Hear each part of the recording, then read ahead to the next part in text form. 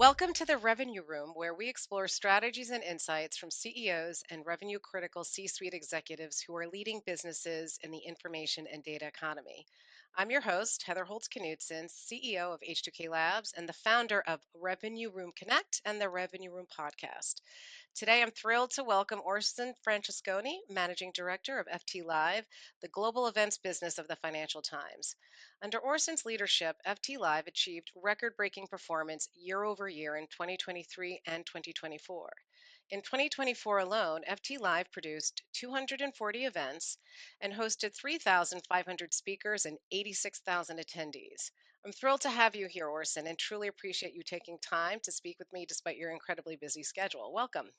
Thank you, Heather. It's great to be here. I'm very excited, and thank you for the invitation. So let's start with your background. I typically do a deep dive bio when I introduce my guests, but when we spoke preparing for this discussion, I said to myself, I think Orson is a much better conveyor of your track record. You've worked in so many of the illustrious event organizers. Tell us about your journey. Well, thanks again, Heather. Well, this year actually marks my 20th anniversary in the industry, which does make me feel a little bit old. But I walked through the doors of a company called Euromoney Institutional Investor 20 years ago. I just graduated from an economics degree, and I needed to pay my rent. And I remember going to all the recruiters and asking them, I need a job. And you're at that stage in your life when you're in your 20s that you'll take any interview, right? And I got sent to this interview, and she said, it's a company called Euromoney Institutional Investor. It's to do with finance, business, it's to do with research.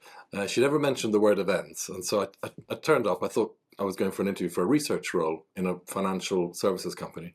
And it turns out, of course, it was a media company, which at the time was owned by the Daily Mail Group. It was a wholly owned subsidiary of DMGT. And the interview was for a job as conference producer. So, which is a term we use here in the UK for people who write content to write programs for B2B conferences. And to cut a long story short, I got the job, and in my second week, I was off to New York to research a new conference in the financial market space, and I got thrown into this magical world of B2B media and events. And this was in around 2005, and so which was quite significant because it was a time when obviously magazines, B2B magazines, were transitioning to digital, and they were doing it in a pretty clunky way. A lot of them were not succeeding. It was very messy. And what emerged was that a lot of advertisers started realizing a thing called sponsorship of events. When I started in events, really, sponsorship was a very kind of new thing and small thing. And so I was working for a business model that got most of its revenues from paid delegates. And this was a business model that had been created by Lord Laidlaw and the IIR model back in the 80s and 90s. And he is really the precursor of everything we're doing today, where he'd launched the B2B conference, where people used to pay to attend to go and get information they couldn't get anywhere else. Networking at a conference didn't really exist. Sponsorship wasn't a thing. You built a really critical conference program that you did through lots of research. And so I remember doing about 150 research calls for my first conference and writing all the transcripts of the research calls. And it was built from the bottom up. And then if you had a editorially solid and sound conference program, people would pay to attend that conference because they would be gaining information they couldn't gain elsewhere. Then the internet comes, B2B magazines and communities get disrupted, and a lot of advertising revenue moves over into sponsorship. And so it was really kind of fun time to join the industry. We can go into a bit more detail on the details of that later. I then spent about 10 years at Euromoney working up through the ranks. I then moved to another subsidiary of DMGT, an event company called DMG Events, which is a large trade show organizer. So I moved from conferences to trade shows, and I was running some of the world's largest energy and oil and gas trade shows. I mean, these are events with about 900, 1,000 exhibitors, 50, 60,000 visitors. And the reason they wanted me was because they wanted somebody from a content background to move into trade shows. And people listening will know that content in trade shows is now normal, but 15 years ago it wasn't normal, right? Trade shows were just about selling space and people turning up and filling the aisles. And trade show organizers realized if they could provide some solid content next to their trade show, they would attract senior people in the industry, which would attract exhibitors, which would attract visitors. And so I went on this incredible journey running some huge trade shows, which is, as you know, a different business model from conferences. And I then moved, after a few years there, I moved to a company called Haymarket Media, which is a old school traditional UK B2B publisher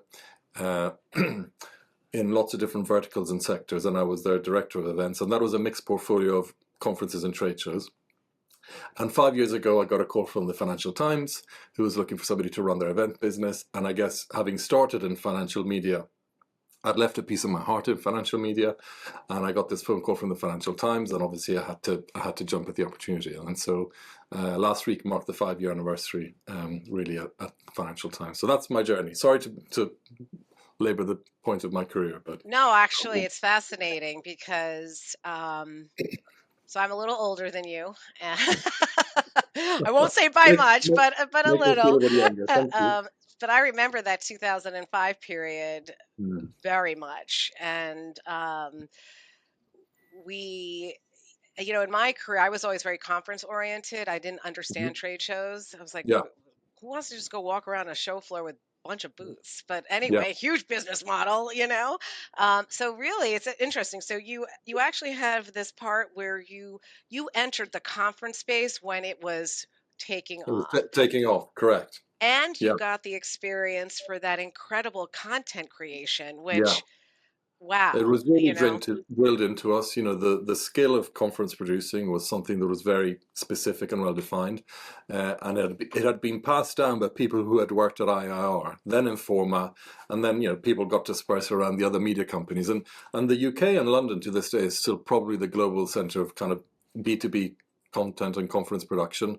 Of course, we've got big players in the US, but that's kind of tends to be dominated by trade shows and associations. But the B2B conference, London, I would argue, is still one of probably the global center.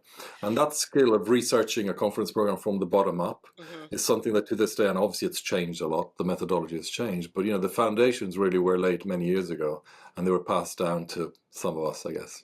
Well, before I move on to the trade show part, what I noticed, because I worked, I had a brand in US predominantly, but we also were entering the European UK market.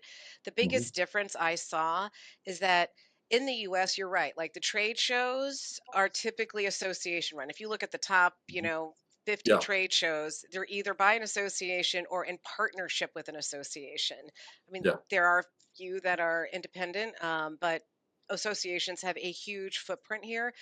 On the Hmm. conference side, Hmm. it's typically media companies that host events, right? Correct. Yeah. Yeah. It's very unusual, unless it came in from the UK, to have a sole, like just a conference producer that you don't have media. Yes. Well, Whereas, in the right? UK, it's not that unusual, right? Right, And exactly. so the model in the UK, there are still several event organizers that do not have a media brand, and whose model is predicated on immersing themselves in a very very narrow and deep part of whatever segment of the industry they pick, and really using the event as a convener of that particular community. I mean, I remember when we were incentivized on launching new events at Euromoney, and so how do you launch new events? Well, there's got to be a new trend or something new happening, or the new job title was always a great one, right? And so one day a new job title would appear on the Financial Times. I don't know. I remember Chief Data Officer, believe it or not, was a new job title years ago. And so people would jump on new job titles because they know they'd be essentially jumping on a community. And nascent communities need people that convene them. And so conferences are one of the best ways of doing that, right? But the methodology was I remember it was very strict. I remember our manager used to check how many phone calls we'd do, and he'd want to read the scripts. And then presenting the first draft conference program was like a 4-hour meeting where we would go through bullet point by bullet point, word by word, what we'd written. And I'll never forget the one of the criteria was, does it appeal to the fear greed factor? When somebody reads your bullet point or your session title, is it going to pull at his strings in terms of, I don't want to miss out? And so my greed factor is, if I'm going to miss this session, I'm going to miss out on making money. Or the fear factor, if I miss out on this session, there's a strategic threat to my business that I need to be there to hear what this session is about. Hmm. And so I remember it was a very deep and thorough kind of drilling in of how you write a commercially viable conference program. And then, as I said, then suddenly magazines get disrupted by the internet. Publishers are by and large pretty useless at transitioning to a digital model, and it takes them 10, 15 years to figure it out. Their advertising collapses, and marketers and CMOs realize that instead of spending $50,000 on a one-page ad in a B2B magazine, I can spend $50,000 sponsoring a conference, and I can have three of my top executives speaking, and I can invite my clients to the conference, and I can meet new clients, and I can collect business cards, and I can organize a private dinner and a lunch on the side. And so the ROI suddenly of events suddenly goes through the roof, right? Hmm. And essentially all of that B2B advertising dollar starts moving into events. But the pie gets bigger because CMOs and marketeers realize, wow, the ROI on this thing is actually quite powerful. And so in a way, the disruption of the internet was a great thing for the B2B event sector. Well, we're going to talk about more disruption around the corner Yeah. already here, but and again, I know the Financial Times does not, it doesn't reveal its financials publicly, but there have been, editorial coverage of the FT Live generating 34 million pounds in revenue in 2024. Mhm. Well, um, what's with that said, just with the number of events you're doing and how you're scaling, how do you balance quality? Because you're Mm. obviously all about quality with the Yeah. scale factor, especially as events, which is hard, Yeah. scaling is hard. Yeah, really good question. So first of all, I won't comment on the number you threw out there. I guess what I will comment is that over the past 5 years, we've been growing at an average growth rate of about 18%. So very aggressive growth. Hmm. And it's been incredibly exciting, obviously. I mean, these are kind of startup kind of level of growth rates, which means you're working in a unbelievably fast-paced environment. I mean, events are anyway. When it comes to the FT, the FT is this magical brand that I always say is this incredibly beautiful creature, and it's half B2B and half B2C. If you think of these medieval creatures that have got different heads on them, and the FT straddles these two B2B and B2C media worlds in quite a unique way, right? And so in one way, it's a B2C daily newspaper that you can buy at the newspaper stand, and it still exists in physical format. And on the other end of the spectrum, it's a B2B information service that certain people can't do without because they're getting their news that they need that enables them to do their job on a daily basis, right? And so, the typical definition of a B2B media product is this product going to help you do your job quicker, faster, or better, right? So if Hmm. it ticks boxes, then in my mind, that's a B2B media product. And because the FT straddles these two worlds, it allows us to play in lots of different sectors and have quite a unique event business model.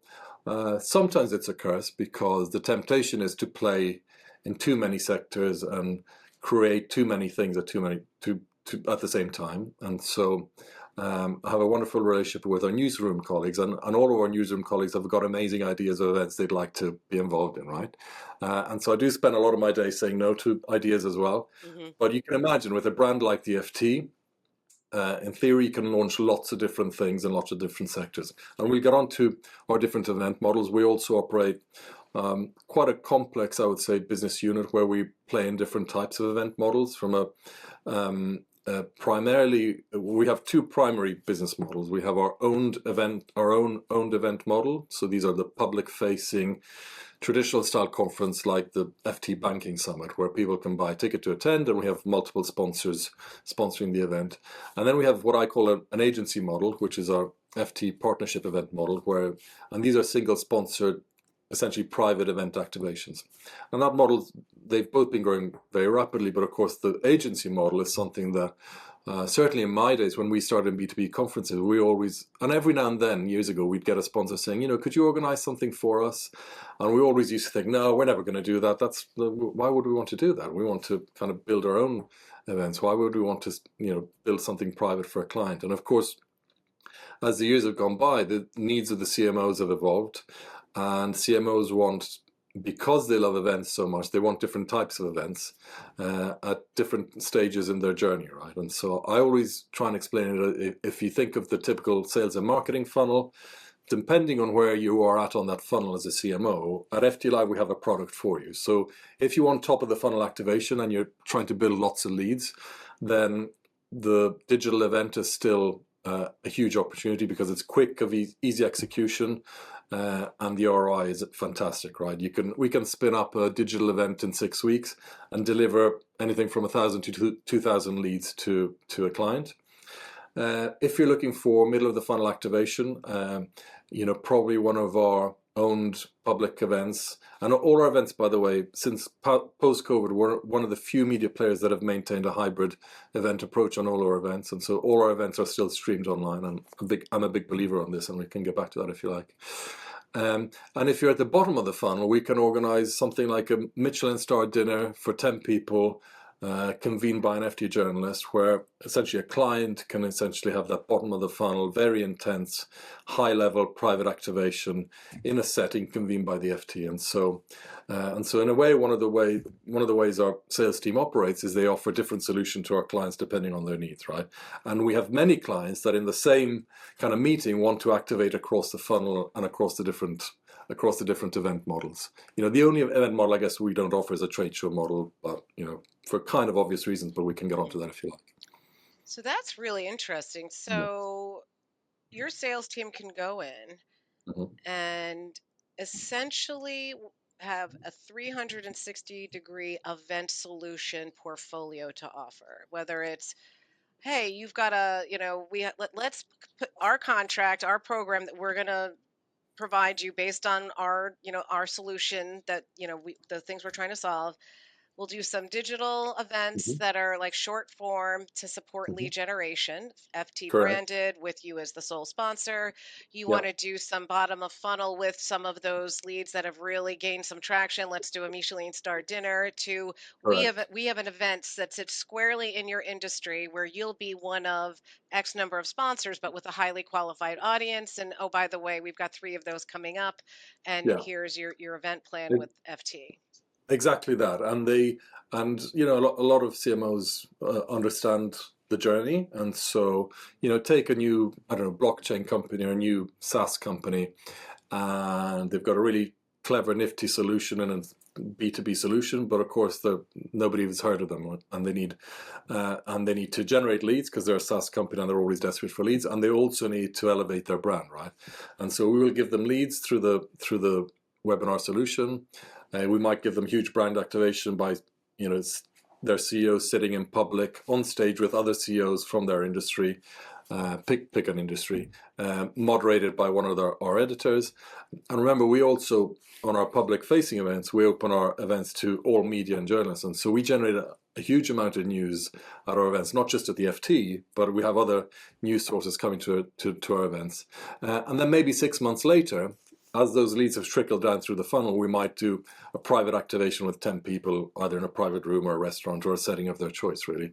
And marketers love that because they're able to essentially follow the journey of their activation, and they're also able to attribute ROI, right? I As you say know, the ROI. one of the holy grails, right, is attribution. Ever since I've been in this industry, this is the thing that everyone goes crazy for. How can we attribute attribution? And so, and maybe we've come from the days of £50,000 or a one-page ad in Euromoney magazine, all the way to today, where that £50,000, or the equivalent of, essentially gives you much stronger ROI with much more attribution. And so, and in that sense, and I think we all recognize we're riding an event wave at the moment. It really is the hottest ticket in town when it comes to marketing, and it's a really exciting time to be in events. I have a town hall with my team every week since COVID. We've always maintained the weekly town hall, and I was saying to my teams, like, guys, you guys are working for probably one of the top media brands of the world, in the top media product in the world. There isn't anything hotter than events at the moment, and it's a really exciting time to be in the sector. Oh, I absolutely. I have a question Yeah. that just kind of came to my mind with the selling approach. Mhm. So you have a sales team for FT Live. What Mhm. about, does that team liaise with the team that's selling digital and print advertising, Mhm. and how does that work? Yeah, so they're separate teams, and I'm a big believer in kind of kind of keeping those teams separately because while some great salespeople can sell anything, we know that these products are getting more and more nuanced and complex, right? And the requests from CMOs are getting more and more nuanced and complex. So having a specialism in selling B2B events, actually, I think is something quite important. And having a specialism in selling advertising today, not advertising 20 years ago, is a real specialism that's driven by technology. And so at the EFT, we're still believers in keeping it separate, but they work very closely together. They have incentives for them to cross-sell on each other, and they have incentives to do package deals for their clients, where essentially they're selling events, advertising, and another digital solution on the newspaper. Okay. So I'd say we're separate, but we work very closely together. Excellent, excellent. Yeah, And I like I like the fact that you have incentives to yeah, encourage the yeah. co-selling. Yeah, Um, and you know that when it comes to advertising in the newspaper, event briefs tend to come from media agencies, but you also know that in the event world, actually 99.9% of event revenue is outbound. So we need to go and look for it. There's a whole debate as to why that's the case, but advertising tends to come inbound via agency, and so it's just they are very different worlds essentially. yeah, and I think there's in many companies the buyer, whether they have an agency for advertising, the buyer is internal. Yeah. It's from the actual organization, the brand. But also Um, the buyers of events sometimes often tend to be the practitioners within the business, and the buyers of advertising tend to be the marketeers. mhm. And so, in a bank, a head of infrastructure finance will want to sponsor the main infrastructure finance event in the world. Of course, he liaises with his CMO to get the budget or to work on the activation. But we know that advertising tends to come from central marketing budgets. So there's all these nuances as to how you set up a sales team to maximize extracting Yeah. value from our clients and serving them in the most efficient way that's possible for them, really. No, absolutely. Truth. All right. I'm going to move on to the future proofing nature of Hmm. events, or now it's the Hmm. hottest category in marketing. And I think again, if you were a tier one event coming out of COVID, the Hmm. world's your oyster. I think if you were tier two or three, it was a little tougher. But um, what I've been hearing, and this is you may have a different opinion. So Hmm. what we do is we're all about how data and AI fuel revenue growth, profitability, enterprise value, right? So AI is like the hot, new buzzword. And you talked about new Hmm. titles, chief Hmm. artificial intelligence officer is the Yeah, latest one I've heard.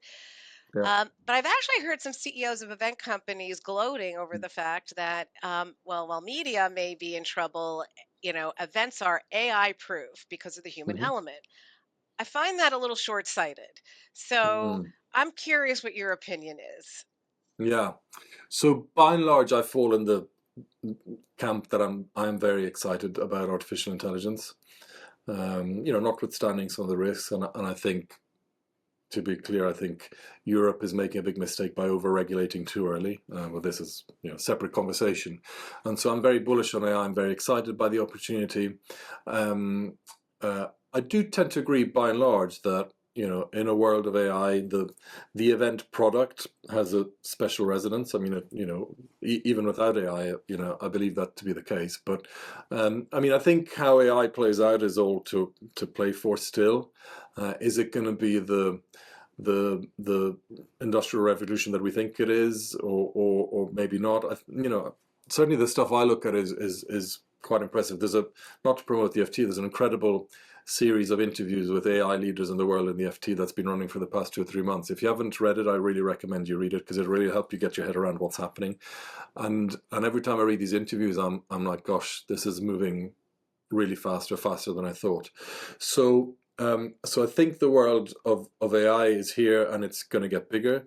And in that sense, I do tend to agree that, interactions that are human or in person or physical, kind of by default, probably make more sense, right? Um, there's a whole argument around artificial intelligence and its use in events businesses. And I still think it's early days on that. And so um, I don't see it as a huge disruptor to the way we run conferences. I mean, I see it as a huge productivity enhancer, and we've got a work stream program at FT Live which is essentially is looking at, and we're organized by and large as a traditional events company with sales, marketing, operations, and content as our four pillars by and large. And so each of these pillars are tasked this year to come up with productivity enhancing AI applications within their day-to-day work streams, right? Um, and the reality is that the adoption is kind of patchy. You see some real enthusiasts like me and others in the team, and others that are still trying to get their head around it. I think as AI permeates in people's day-to-day lives and jobs, then it'll start permeating into the events. But yeah, I mean, yeah, why are you a bit skeptical on the whole events and AI world kind of narrative? I'm skeptical about thinking it's not going to have an impact because it's a live event. That's the part Oh, I I see. get skeptical about Yeah. because, I mean, number one, having been in the industry in the 2000 period when Google hit, and especially, my family business was a marketplace for uh, B2B in B2B between manufacturers and suppliers.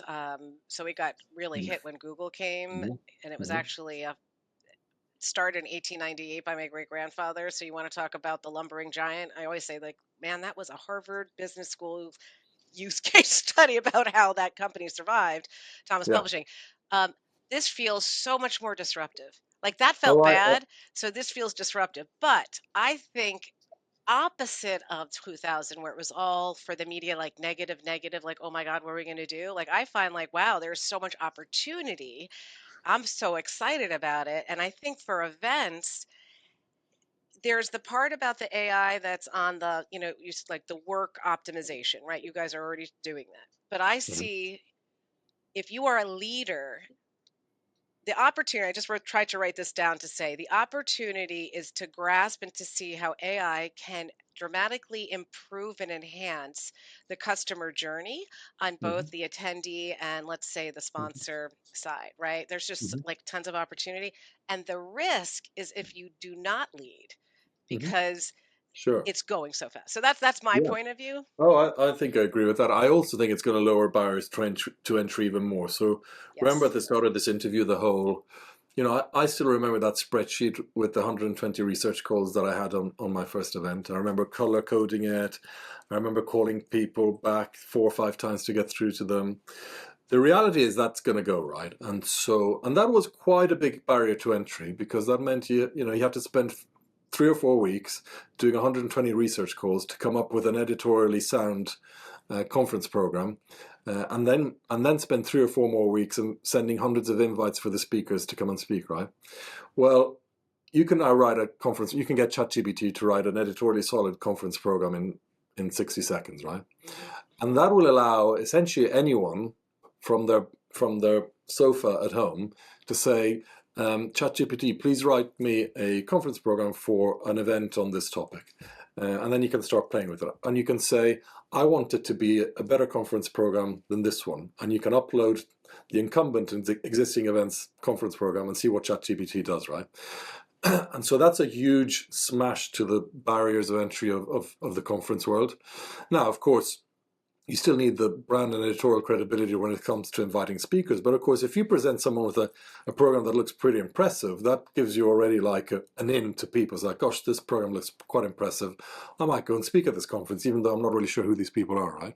Hmm. And so I think that's going to bring much more competition to, especially conference players. Trade shows have higher barriers to entry because of the physical infrastructure.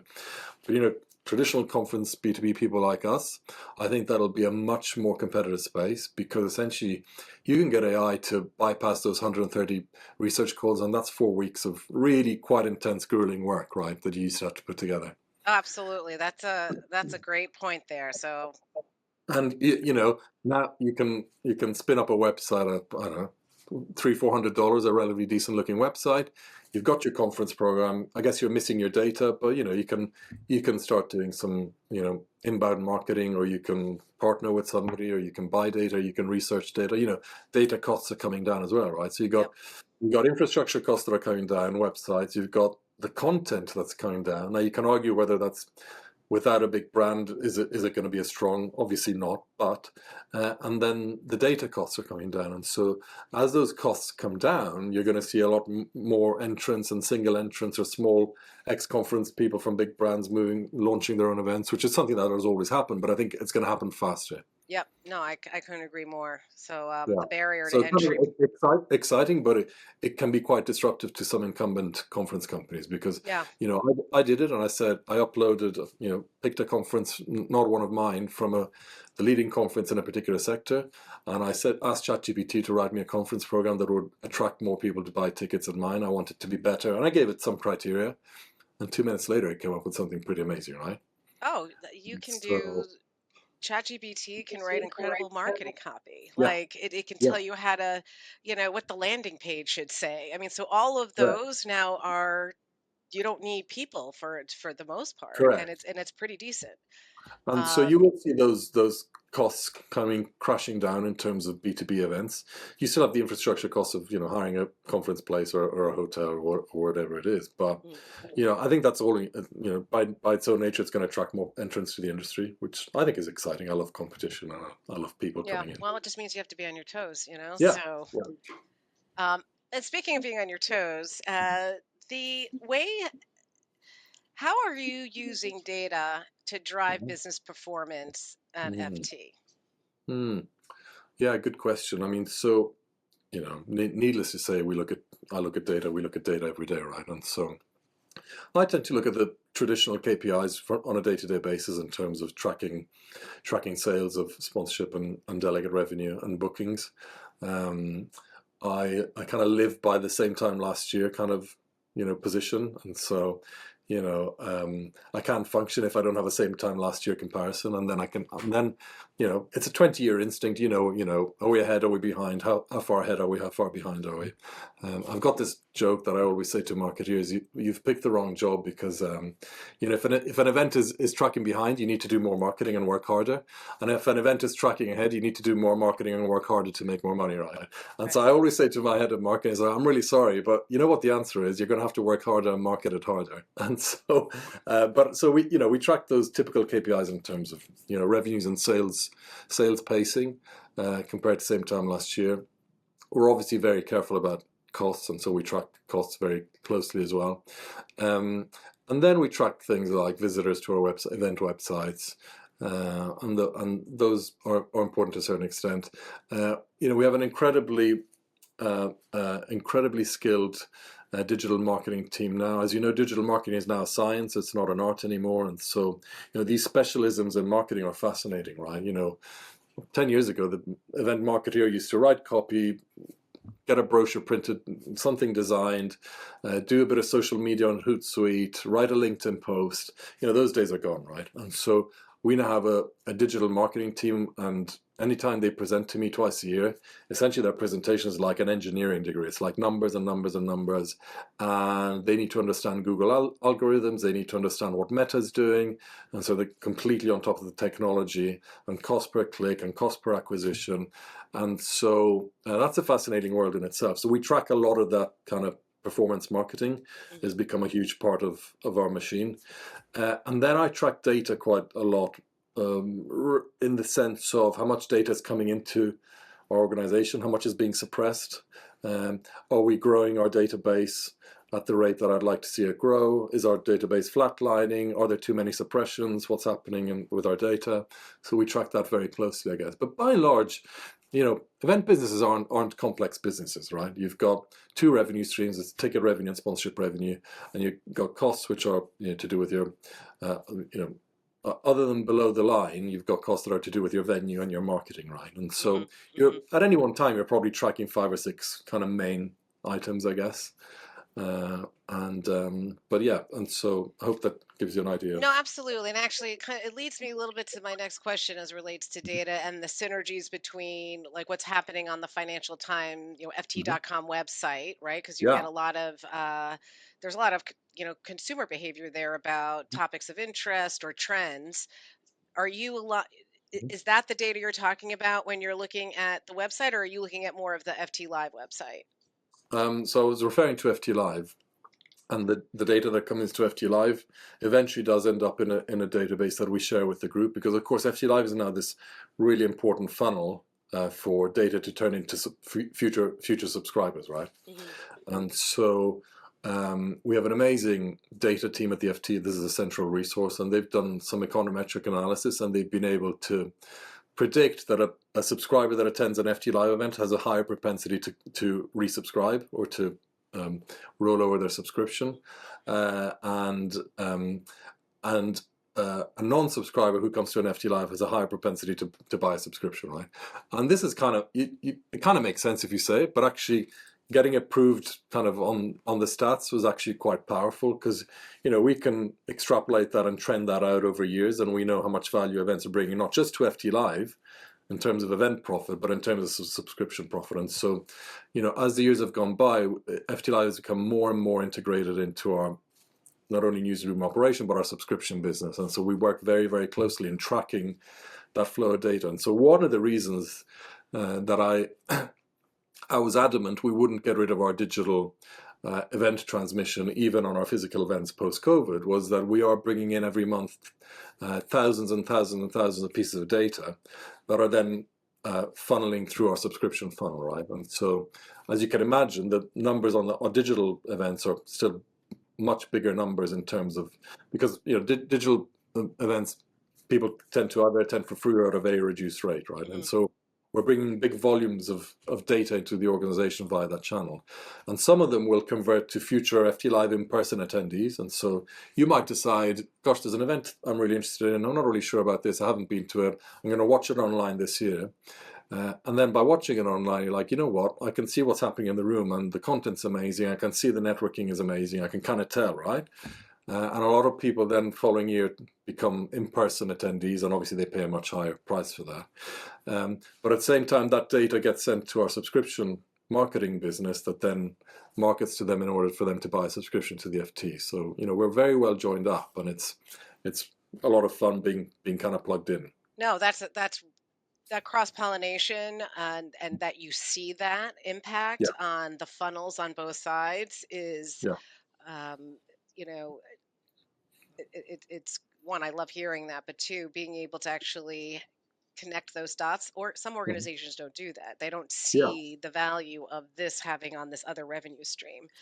And if Um, you go on ft.com, even if you're not a subscriber, you'll get some sort of free content for a bit. We've now got which kind of sounds simple, but actually it's taken some time to set up. We'll have contextual FT Live ads within stories. So if you're reading an energy story, you will get served up an ad of one of our energy events. mhm. If you're reading a banking story, you'll get the Banking Summit digital ad coming up. Up until a year ago, you'd be getting random ads. You might Mhm. read a crypto story, and you'd be getting an ad for FT Live for the Business or Luxury Summit, which had no relevance, right? Right, And right. so stuff like that is quite exciting. We've got an amazing product and tech team at the FT that can do nifty stuff like that. No, And our excellent. search function as well, in our search box on ft.com, if you search for, I don't know, crypto or commodities, it'll obviously serve you up all the FT stories on that sector. But further down the line, it'll show you an ad for the event that is relevant to your search, if there's one. A lot of I wrote a blog about this a while ago. Is the difference between personalization and relevance? What's more Yeah, important? yeah, it's a Relevance. good point. Yeah, I'd much yeah, rather yeah. have someone serve me, as you said, doing a search for crypto, and then, all right, well, even more relevant is, um, I'm a female, I'm looking up crypto, and then you have a summit, female leadership in crypto. Yeah, Like, right? Like, exactly. I'd be like, oh, I need to go to that. Yeah. But I skipped over something that I had Hmm. written down that I did not want to skip over, which Hmm. is, you are so many event organizers I talk to are they don't get the they're not doing the hybrid approach, right? Live and then and virtual. Like, it's to get the hybrid. And I Hmm. think one is they feel it's like overwhelming from an operation standpoint, cost. They Yeah, get afraid of the digital cannibalizing the live. yeah, Talk to us yeah. about your strategy. Yeah, well, it comes from far in the sense that 5 years ago, which my joining the FT coincided with COVID, by the way. And as you can imagine, it was a roller coaster of a time. Probably the most intense period of my career. Well, by far the most intense period of my career. and who knows in the future. But I just arrived at the FT, and suddenly I was like, my God, can you think of anything worse? You're running an events company, and now there's a pandemic, and so I remember thinking, we need to do something to make sure that we stay alive, really. And a lot of you will remember that the FT was the first global media brand to launch a big digital event, and so on the first week of April, if you remember when COVID was of 2020, we launched an event called the Global Boardroom, which was a 3-day event with over 150 speakers, from Tony Blair to Al Gore to every CEO under the sun that you can imagine. And we attracted over 60,000 registrations, and that was like a huge light bulb moment for us, right? And ever since then, that allowed us really to essentially lead the pack when it came to digital events. And so for 2 years, we were essentially the most successful kind of digital event organizer, because also our brand allowed us to do that for obvious reasons, right? Mhm. In a way that other B2B brands just couldn't do, or trade shows couldn't transition to digital. If you could have picked an event brand that could have transitioned to digital, the FT probably would have been one, because it allows us to play globally in different markets, and with a conference model which is content rich, and so that whole hybrid digital thing comes from far. And so, having been so successful at digital, partly was an instinct. When COVID ended, I remember my head of operations coming into me saying, "Listen, can we drop this digital thing? It's expensive. It's a lot of work. People are back. They just want to go to hotels and resorts, and they're happy meeting and having dinner. And let's just drop the digital thing." And I had to really put my foot down a little bit, because I said, no, this is hugely important for the reasons we've discussed in terms of reach. I always say to people, and I can see who's watching the event, right? I say, we've got people in Papua New Guinea who are watching this event. How on earth, what other marketing channel would we ever consider using to reach somebody in Papua New Guinea? Now that's just a name of a funky country that's far away, right? But in terms of the reach and the value that the FT gets from planting its brand globally, essentially in a relatively cost-effective way, and those costs of running digital events, I'm not saying they're insignificant. A lot of the costs were in acquiring the knowledge as to how to do them, to be honest. And so we now have an incredible team that can do digital events kind of in their sleep, if you know what I mean. They did them through COVID. I remember in the second year of COVID, we ran 300 digital events. It was just kind of crazy, right? And so we've got the know-how and the capability, and clients at our in-person events love it, because, well, a sponsor who's sponsoring their CEO sitting on the stage with our editor at the Waldorf Astoria in New York is loving that, but at the same time is loving the fact that 3 or 4 thousand people are watching from around the world, right? And so, what CMO or marketeer is going to say, no, I don't like that. I don't like the sound of that. Of course they like it, right? I've got the people in the room. I've got the people watching from home. I've got the FT sometimes reporting on it if there's news coming out of the conference room. I've got other media outlets reporting from it. And so it's this incredible value that, feeds through also our sponsorship revenue, because it's giving added value to our sponsors. And so I'm pretty sure that not many other media brands are still operating a 100% hybrid model. I don't know if we're the only ones, but I'm pretty sure we're kind of like leading the pack on that. I think I can concur. So actually, in addition to being able to successfully run hybrid events, and which gives you way more expansion opportunity for attendees, get your sponsors more halo marketing effect, building funnel. And I do think people, I Hmm. think there's what you said, the person in Papua New Guinea who would just never be able to go to a live event. And now those able to engage with this. But there's also there are, especially the more senior level person, I know what the difference is between the experience with digital versus live, right? So if I'm very convinced and your event's in my sphere and I will go live, but maybe Of I want to test out the content. You course. give me an opportunity to do that. Yeah. And you are getting a tremendous amount of data that you can then feed to, again, as a revenue stream, actually, Hmm. as it feeds into first party data that you wouldn't have gotten. So I think Yeah. it's a huge strategy. And I don't, but the other part that kind of clicked in my head when you were describing this is you're actually becoming expert in production. Like, Hmm. not that you weren't already in a live event, but now Sure. you're like a TV show. Like, Yeah. right? You have Yeah, incredible production value that can be repurposed over and over and over again because of the quality of those content snippets, let's say, or shorts. correct. And as we were discussing with AI earlier on, we know that the infrastructure costs and knowledge costs of the video industry are crashing down, right? And so, anything from a camera that is in front of me now, 10 years ago, we wouldn't have been able to do that. You would have had to, television producers were the only people who could afford TV cameras right now. Now everyone can afford a TV camera. The lights that are here in the studios, they're produced in China and they're probably a tenth of the cost than they were 10 years ago, right? And so that unit cost of production has come down. Um, COVID was a real transformation because it forced us to acquire the knowledge. Again, this is something we would never have done, right? We usually outsource our AV and on our big events. Of course, we still outsource our AV capabilities in the room to third parties. But actually, FT Live will always manage the digital event piece because there's an FT Live way of doing it, because we've acquired the knowledge, and so there's no reason actually to get anyone else to do it for us, right? Hmm. And so it's kind of, the unit cost is a lot lower than people think. People think, gosh, let's get rid of this digital thing, it'll save lots of costs. But, if you've been able to perfect it actually and drive the infrastructure cost down, you can do it in a relatively cost-effective way that gives you lots of value. No, absolutely. All right, I'm going to change gears here. Just go Mhm. to this will be my final serious question, but it's a little fun Yeah. and a little selfish because one of my favorite things to do in events, and lots of them I love events, but is picking the venue, Mhm. and Yeah, we especially all love doing that. right? Especially for like Yeah. CEO type retreat. So my question Mhm. is, Mhm. a location can make or break an event. Everything Mhm. from where it is, the quality of the service, and the Mhm. hotel, and all of that, and the perception of the attendee. What Yeah. is the best and worst Mm. venue decisions you've made, and why? Gosh. Wow. Well, I mean, remember,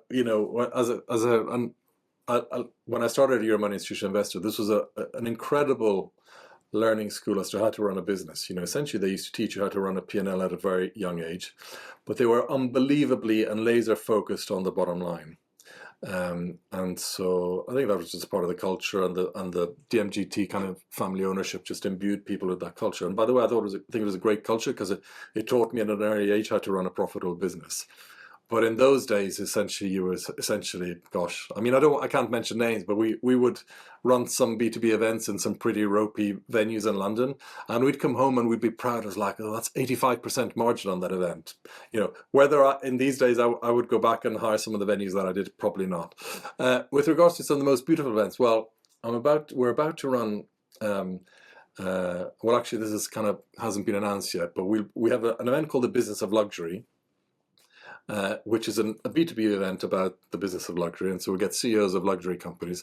And as you can imagine, the venue has to be aligned to the luxury sector. So last year we ran the most incredible event in Venice, and it was dispersed around Venice, but we had our gala dinner at Cipriani in Venice, which was just absolutely spectacular. And so I would say that's probably one of the uh, ones that springs to mind. In 2026, we're going to an incredible location, which I can't disclose. It still hasn't been announced. Which is, I can say it's in Italy, and it was voted the best top resort in the world. And so I came back from a site visit there a few months ago, and I can guarantee you it's an incredible place. But I think you're right. The importance of the venue, gosh, the venue discussions are always complex and complicated, right? And so I always say to people, it's like when you're buying a house, you've got to make trade-offs, right? It's exactly the same as buying a house, right? And I have to explain a lot of this to our journalists in the newsroom, because of course journalists come with their own preconceived ideas. I'd love this event. Can you run it in this venue and that venue? And that the variables and the factors are just so many, right? When it comes to budget and location and the size and the flow and the availability and the budget, and you're trying to manage a And room margin rate, even for and room rate and so many considerations, right? But of course, what hasn't helped in the past few years is the skyrocketing of hotel prices. I think that's one of the things that's kind of quite, of all the prevailing, wind in our sails. The venue costs have been quite a really tough one for us to navigate. And as you can imagine, we run our events in five-star venues, primarily in five-star hotels around the world. And you now go to a five-star hotel and it's at least $1,500 a night, and 5 years ago it would have been $350 a night, right? Yep. And so it's gone completely crazy. And so actually that's been one of the hard things to challenges to navigate. Um, although there seems to be an acceptance that it's okay to pay $1,500 for a bedroom, which I still blows my brains, right? Hmm. And so the way the hotels have been able to change people's perception and price sensitivity, I think, is pretty incredible, right? I mean, we would never have dreamed of paying $1,500 for like a hotel anywhere in the world, other than some few exceptions, right? And now you only need to walk into the Four Seasons in New York on a busy September weekday, and it's Yep. $1,500 to $2,000 a room night, right? So kudos to the hotels, but it hasn't been great for us. But we've been able to manage. But inevitably, you got to pass some of those costs through to your customer. Yeah, no, I think that kudos to the hotel for personal spending. I think it's not kudos for business spending because these companies have, even if you're the Correct. CEO, you know, um, restrictions. Yeah, and But the venue decision is quite important because, of course, when people are paying B2B ticket prices, I don't know, $1,500, $2,000, $4,000, depending on the event, and then they have to add the flight, and suddenly they're adding a real hefty room rate, then it becomes quite a big undertaking. And so, yep, we are always very careful because we say, even in the cases where the delegate is paying for the hotel, well, actually, we need to consider, well, what are we asking this person to spend overall? Whether some of the money goes to us and some of those go to the hotel. Ultimately, in the client's head, it's like, well, I'm spending $5,000 for 2 days to yeah, go to this event, so it bloody be better worth it, or otherwise I'm not going to be able to justify it, right? absolutely, absolutely. All right, so I always like to end with what I call rapid fire questions, Yeah, and this is more a I like it. personal one. And Sure. what is the most unusual and or interesting place you've ever traveled to? Oh gosh. Well, at the moment, I've got a love for Buenos Aires in Argentina. I've been back 5 times, and so if you haven't been, I highly recommend it. It's this Okay. beautiful mix of European splendor and grandeur and architecture, wonderful people and amazing food, and so that's top of my list at the moment. Unusual, gosh, I've been to many unusual places. I guess. I might have to come back to you on that. Yeah, I guess some deep places in the Far East, while I was traveling backpacking years ago around India. I guess slightly unusual but beautiful as well, right? Yeah, And so yeah, for yeah. sure. I've heard a lot about India. All right, my last question is, what's the best book you've ever read? And it can be business or Uh, for personal pleasure. it's a book called Free to Choose by Milton Friedman. So if you haven't read it, he was a Nobel-winning economist, Yep. and it's a book that I read in my first year at university, and it really kind of stayed with me, and it formed a lot of my views, and also how I think about running businesses. Well, we're actually going to launch a book club in Revenue Room Connect, the professional network that I'm Mhm. launching, and so we'll put that there and say it's Thank Orson's you. Orson's selection. Great. Well, thank you so much for joining us. It was Thank a you, Heather. pleasure, really fun conversation, And as best you of luck with your promised. event. Best of luck with your conference that's coming up. Oh, thank you so much. Thanks so much. All right, with that, ladies and gentlemen, we'll say adieu. Thanks so much for joining us today on the Revenue Room. Thank you. Bye bye.